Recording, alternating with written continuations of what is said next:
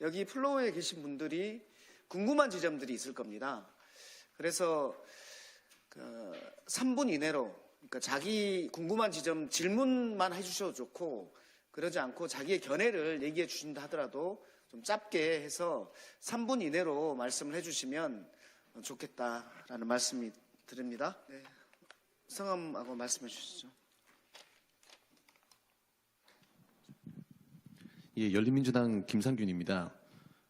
먼저 최병천 부원장님께 질문 드리고 싶은 내용이 20페이지에 보면 전제를 하시고 표를 만들어 주셨는데 과연 지금 이 양당이 이렇게 극렬한 대립한 과정에서 다른 정당과 혹은 무소속이 지역구에서 13석이나 얻을 수 있을까라고 하는 의문이 들고요.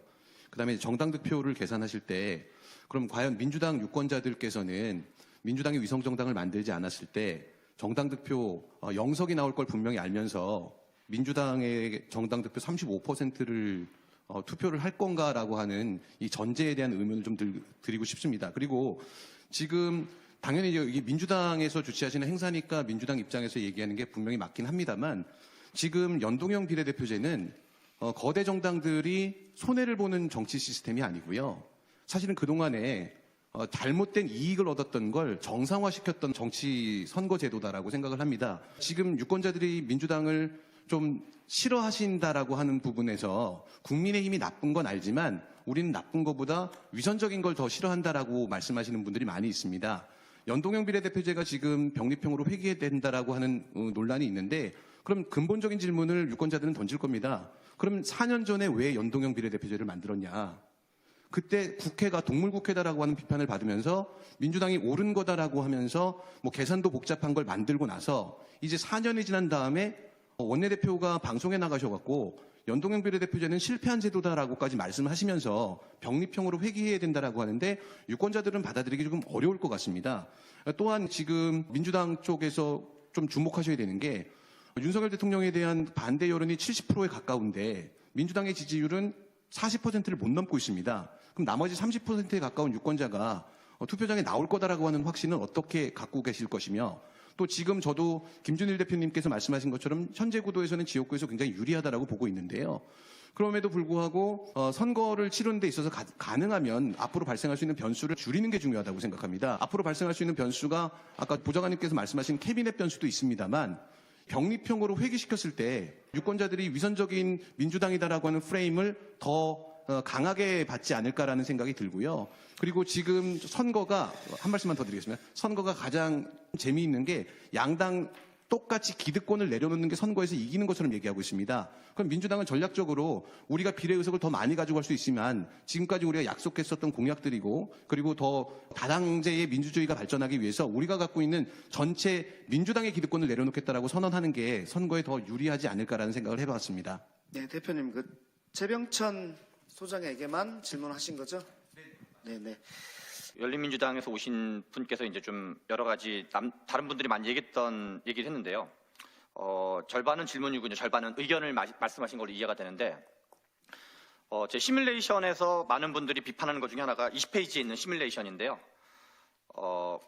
민주당이 지역구가 120석이고 정당 득표율이 35%인 경우 국민의힘이 지역구가 120석이고 정당 득표율이 32%인 경우 그러면은 민주당 표가 다 빵석이 될 거기 때문에 민주당 지지자들은 이렇게 투표하지 않을 거다라는 말이 이제 우리 신장식 뉴스와이킥 진행자님도 그런 얘기 한 적 있는데 그 말은 일리가 있는 말이죠. 이렇게 다 안 하겠죠. 근데 만약에 민주당 지지자들은 조추송 정당이나 정의당이나 이준석 신당 말고 그냥 민주당 지지자 아니요 저 최병천이라는 사람이 나는 유사정당과 자매정당을 지지할 생각이 1도 없고 나는 그냥 민주당 지지자다. 그러면 그 사람들의 투표권을 박탈하는 거거든요. 그래서 지금 말씀하신 거에 의하면 여러분 민주당 지지자 여러분들 민주당 절대 찍지 마세요라고 캠페인을 해야 되는 거예요. 그래서 민주당 지지자들의 선택권은 어떻게 되는 거냐. 그래서 민주당이 우리가 여러 정당이 있을 때 역사적으로 35 내지 40%를 찍었거든요. 역사적으로.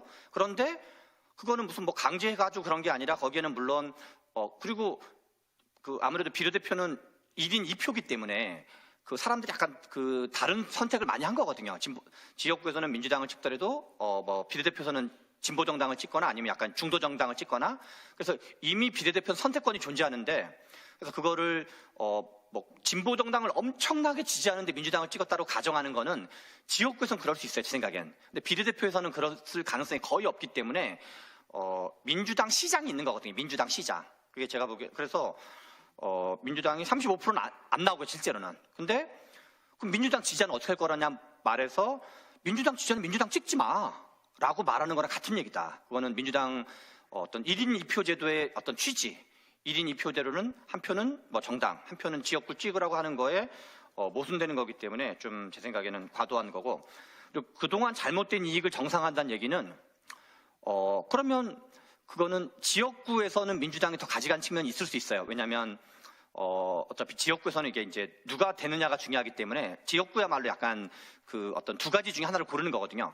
그러면 지역구에서 뭔가 개혁을 해야 되는 거죠. 그 말 자체가 맞다라면. 다만 지역구를 뭐 중대선거구제를 한다든가 등등하면 또 다른 그것도 부작용이 있는 거죠. 그래서 그동안 민주당이 이 소선거구제 자체가 양당의 기득권을 강하게 하는 측면이 있는 건 사실이거든요. 그리고 대통령제 그 자체도 양당의 기득권을 강화시키는 측면이 사실이에요. 그러나 그거는 훨씬 더 큰 차원의 정치개혁이고 소선거구제 및 대통령제로부터 비롯된 문제를 비례대표제에서 약간 논리가 다른 거에서 좀 접근하는 측면이 있지 않냐 이런 생각이 들고, 4년 전에 연동형을 만든 이유는 국민의힘과 합의하고 만들었으면 아무 관계가 없어요. 그때 당시 만들었던 분들의 속마음까지는 알 수 없지만 연동형 제도는 본질적으로 지역구 당선자가 100석 가까이 나는 정당은 손해보도록 설계되는 제도예요. 근데 당시에 추진하셨던 분들의 판단은 뭐냐면 우리도 손해보고 너네도 손해보면, 그래서 기타 등등 정당이 그때 이제 한 6당 체제인가 그랬잖아요. 그 민생당, 바른정당 등등 다 있었던 거니까 6당 체제 하에서 국민의힘의 과반 체제를 무너뜨리고 이걸 만들면 중장기적으로는 민주당한테 유리하다고 판단했던 거예요, 그때도. 그런데 그때 판단 미스는 뭐냐면 위성 정당이라는 걸 미처 충분히 고려하지 못한 거죠. 그러니까 이 당에서, 민주당에서 아마 가장 전략적 사고가 발달한 분 중에 한 분이 제가 보기에는 이해찬 대표님이신데, 이해찬 대표님이 위성정당을 어쩔 수 없이 만든 이유는 이 불이익을 볼 게 한 20에서 30석 가까이를 우리가 손해볼 게 너무 명백하니까 뒤늦게라도 만드신 거죠. 그리고 나머지는 좀 의견으로 제시한 걸로 제가 이해할 수 있을 것 같습니다. 이상입니다.